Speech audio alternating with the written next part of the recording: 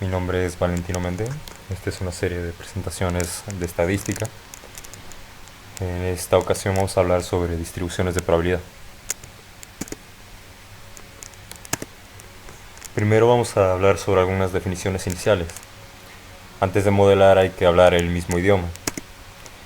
Primero que todo, ¿qué es una variable aleatoria? Una variable aleatoria es una función que asigna un número real a cada elemento del espacio muestral. Se escriben con letras mayúsculas y a los valores que toman estas variables aleatorias son denotados con minúsculas. Estas pueden ser o discretas, que contienen infinitos valores entre dos cualesquiera. Un ejemplo sería un dado o el número de crías de un animal, ya que son valores discretos. O continuos, que consisten en infinitos valores entre dos cualesquiera. Por ejemplo, altura, tiempo de duración. Una forma simple de verlo, bueno, esto es muy básico, pero es discreta, son valores enteros o realmente naturales. Y continuas, estamos hablando de un intervalo. Estamos hablando de, qué sé yo, 10.75. Estamos hablando de un punto medio entre dos valores discretos. Y ahora hablemos sobre la distribución de probabilidad como tal. ¿Qué es una distribución de probabilidad? Es una función. Esta asocia a cada valor x sub i su probabilidad p sub i. Y se denota de esta manera. Acá estamos asignándole un valor a una variable aleatoria. Condiciones obligatorias. La probabilidad de cualquier valor que tome la variable aleatoria tiene que estar entre un rango de 0 y 1. Dígase una probabilidad del 0% al 100%. No puede superar ninguno de estos dos límites, porque no tendría sentido. No tenemos probabilidades negativas ni superiores al 100%. Y que la sumatoria de todas las probabilidades nos tiene que dar 1, ya que la probabilidad de todos los sucesos siempre da un 100%. Y esto se debe al espacio muestral. También tenemos una herramienta que es la función acumulada, que nos permite tratar con intervalos. Pero en algunos casos nosotros podemos tratarlo también como una sumatoria, que también es bastante lindo verlo de esta forma. Ahora hablemos sobre los parámetros de una variable aleatoria discreta. Estas describen el comportamiento central y la dispersión de la variable. Primero, la esperanza o la media sería el valor más probable de una variable aleatoria. Por ejemplo, si estamos hablando de la suma del lanzamiento de dos dados, esto te cae bastante bien si quieres jugar bien al Monopoly. La esperanza matemática o la media sería 7, ya que el 7 es el valor más común, más frecuente, es el promedio de lanzamientos de dos dados. Entonces, en parte por eso en el Monopoly, la parte del tablero con mayor valor es la que son 7 espacios después de prisión. Un poco fuera de tema, pero interesante hablar de eso. Y ahora la varianza. La varianza en particular es más útil a simple ojo la desviación típica, pero ambos, variancia y desviación típica, nos sirve para saber qué tanto varían los valores entre sí, las probabilidades. Ahora hablemos de modelos para variables discretas, donde hablamos cuando el experimento encaja en un patrón. Empezamos con la más simple de todas, la distribución uniforme. En esta todos los resultados son igualmente probables. Y vemos que acá, en la fórmula, hablemos un poco sobre esto, tiene una constante 1 sobre k. ¿Y qué simbolizaría acá? La cantidad de elementos en nuestro espacio muestral. Entonces, si estamos hablando de un dado, por ejemplo, cada tiro del dado tiene una probabilidad de 1/6 en suceder. Entonces todos los tiros tienen exactamente la misma probabilidad de suceder. Esta es la idea que plantea la distribución uniforme. Como dije, este es el modelo más simple y es el punto de partida antes de los modelos más específicos. Por ejemplo, cada cara de un dado tiene una probabilidad de un sexto. Pasamos con otra sencilla que pasa un poco desapercibida porque es bastante intuitiva. La distribución de Bernoulli. Un experimento sigue Bernoulli si solo hay dos resultados, dígase éxito o fracaso. Las probabilidades P y Q son constantes. La suma de ambas probabilidades, o sea de éxito y de fracaso, nos debería dar 1. Dígase que se complementan. Y cada prueba es independiente de las anteriores. Este es el átomo de los modelos probabilísticos. Todo lo que sigue se construye sobre él. Y esto va a quedar mucho más claro, si es que lo llevan a la práctica, con la distribución binomial. Y hablando de la distribución binomial, esta consiste en n pruebas de Bernoulli idénticas e independientes. Básicamente es un Bernoulli, pero con más casos, más sucesos siendo analizados, donde nuestra variable aleatoria x sería el número de éxitos. Entonces, ¿de dónde sale el nombre de distribución binomial? Esta es una distribución bastante bella y tiene una relación muy fuerte con la pirámide de Pascal y con el binomio de Newton. Podemos ver que acá tiene un coeficiente binomial y la idea es que se multiplica el coeficiente binomial, que son todas los posibles sucesos, por la probabilidad de que ocurra tal suceso. Sería la probabilidad, y acá tenemos probabilidad de fracaso. Se distribuye de esta manera, toma de parámetros la cantidad de sucesos y la probabilidad de que ocurran. Si hablamos de la esperanza, simplemente es el producto entre la cantidad de sucesos y la probabilidad de éxito. Y el desvío, bueno, varianza mejor dicho, es el producto de la cantidad de elementos, probabilidad de éxito y probabilidad de fracaso. Por ejemplo, en un examen de 10 preguntas con 4 opciones, o sea que cada pregunta tiene 4 opciones, multiple choice, sin estudiar, nosotros sabemos que la probabilidad de sacar una pregunta bien es de 1 en 4, un 0.25. Entonces, ¿cuál es la probabilidad de aprobar este examen? Sería la probabilidad de que x tome un valor mayor o igual a 6, nuestra variable aleatoria. Y nosotros lo vamos a replantear con el complemento diciendo, bueno, 1 menos la probabilidad de que x sea menor o igual a 5.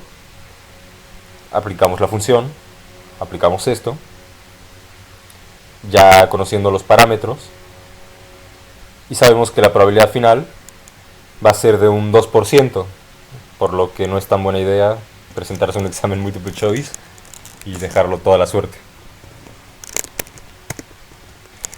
Ahora hablemos de la distribución de Poisson. Esta modela eventos infrecuentes en un intervalo de tiempo o región. Toma de parámetro lambda, que sería la tasa media de ocurrencia. Por ejemplo, nosotros podríamos decir que un ciber tiene a 110 clientes por día. Entonces, con esa declaración nosotros ya tenemos un promedio. ¿Cuál es la probabilidad de que en un día dado hayan 130 clientes? Esa es la idea que plantea Poisson.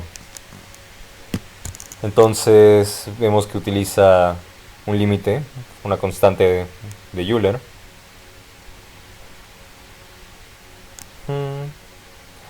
Una cosa interesante es que la media es equivalente a lambda, lo mismo que el desvío.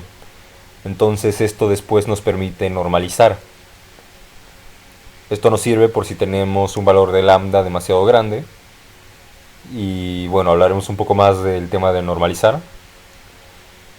Pero la idea es esa. Regla práctica: es una buena aproximación a la binomial, cuando la cantidad de elementos es grande, la probabilidad pequeña y el producto entre la cantidad y la probabilidad es menor o igual a 5. Por ejemplo, paquetes de red perdidos, transacciones concurrentes, eventos anómalos en seguridad.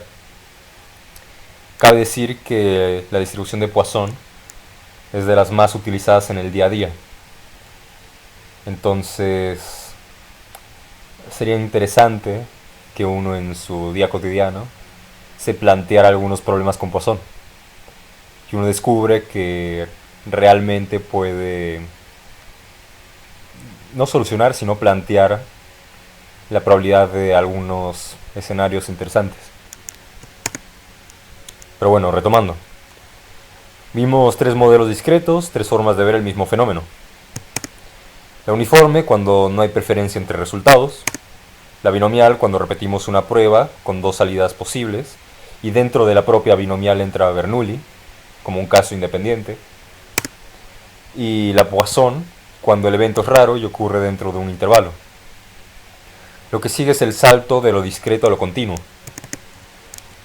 Y aquí es donde vemos modelos para variables continuas, donde ya empezamos a tratar una infinidad de valores entre 2 puntos. Y acá hay una distribución principal, la reina de las distribuciones continuas, que es la distribución normal. La distribución más importante, base de toda la inferencia estadística, tema que vamos a ver después. Vemos la fórmula de densidad, que la verdad no nos vamos a meter tan fuerte en eso, porque para realmente comprenderla en su magnitud real hay que meternos a temas de cálculo y eso no corresponde en estadística 1. Pero podemos tocarla de forma como función, donde vemos que x se distribuye de forma normal con parámetros mu, que vendría a ser el promedio, y sigma, que vendría a ser el desvío estándar. Esta tiene unas propiedades clave. Esta es simétrica, dígase que la media, la mediana, la moda y mu, todas valen lo mismo. Que el área total bajo la curva es 1, y esto se puede ver integrando la función de densidad, tema que no vamos a tocar. Y los puntos de inflexión en mu son más o menos sigma. Cabe aclarar una advertencia importante, que no todo lo que tiene forma de campana, una campana de Gauss, es normal. Existen otras distribuciones con curvas similares, como la distribución de t-student, que vamos a ver después, en estadística diferencial. Por ejemplo, con t-student, si bien se asemeja bastante a una distribución normal, las colas de la distribución tienen más peso. Dígase que cuentan con una mayor probabilidad de lo que debería tener dentro de una distribución normal. La forma visual no es suficiente para determinar la distribución. Al modelar datos reales siempre hay que verificar el ajuste, no asumir normalidad por la apariencia. Y esta sería la regla empírica, donde nosotros vamos a usar principalmente los primeros 3 desvíos. En el primer desvío podemos ver que se centra un 68% de la probabilidad, esto hablando ya de la distribución acampanada, y todo esto respecto a la media, o sea, dígase el centro o pico de la distribución.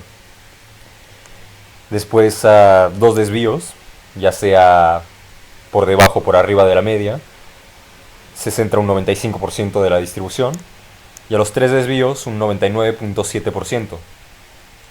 Después, si queremos buscar más precisión, que sería realmente en calidad, el estándar de calidad de la industria, podemos usar incluso hasta un sexto intervalo, hasta un sexto desvío, que ya nos da un nivel de precisión bastante elevado.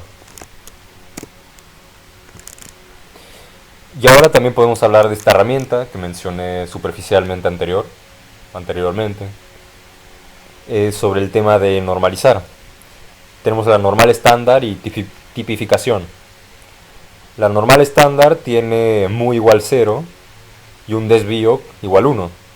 y se denota de esta manera, con una z en vez de una x. Toma como parámetros justamente un promedio 0 y un desvío 1. Para transformar cualquier normal, que esto es lo que decimos cuando queremos normalizar, por ejemplo, Poisson, estamos hablando de z. Toma esa fórmula. ¿Y qué nos da z? ¿Por qué nos interesa z? Nos da la cantidad de desvíos en la que se encuentra x respecto a la media.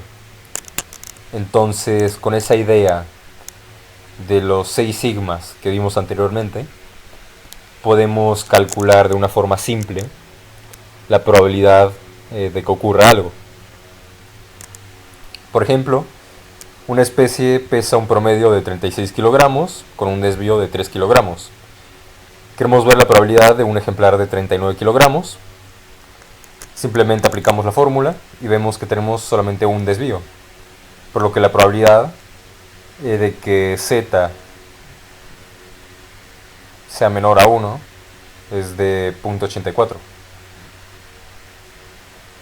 Estamos hablando de la probabilidad de que los ejemplares, uno de los ejemplares pese menos de 39. Aquí entra el tema de la probabilidad acumulada, aunque yo lo plantearía más como una sumatoria. Pero al ser una variable continua, hay que verlo como un intervalo. Esto se podría resolver fácil mediante tablas, o en el mejor de los casos con una calculadora moderna que permite el cálculo de distribuciones de probabilidad. Quizá hay alguna de sus calculadoras contenga alguna función llamada normal CD, y ahí es donde nos permite ingresar un intervalo y bueno, nos soluciona la vida. Acá tenemos los valores claves de z, que justamente son los 3 desvíos principales de los que hablamos anteriormente. Y estos números son la puerta de entrada a la inferencia estadística. Próximo tema. Entonces, en resumen de todo lo que dimos, ¿qué modelo uso? Acá tenemos una guía rápida. Si todos los resultados son igualmente probables, usamos una distribución uniforme. Si tenemos una sola prueba de éxito o fracaso, Bernoulli.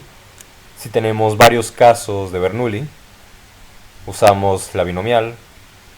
Si tenemos eventos raros en un intervalo, aplicamos no este truco, sino digamos esta regla, que el producto de la cantidad por su probabilidad sea menor o igual a 5. Ahí aplicamos Poisson. Y si tenemos una variable continua o un fenómeno natural, esto hablando a grandes rasgos, utilizamos la distribución normal. ¿Qué aprendimos? Sobre la variable aleatoria, vimos cómo traducir experimentos a números operables matemáticamente. Sobre la distribución y la fórmula acumulada, dos formas complementarias de describir el comportamiento probabilístico. Sobre los modelos discretos dimos el uniforme, Bernoulli binomial y Poisson para contar y modelar eventos.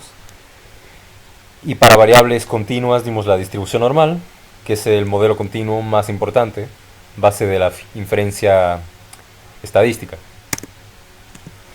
Muchas gracias.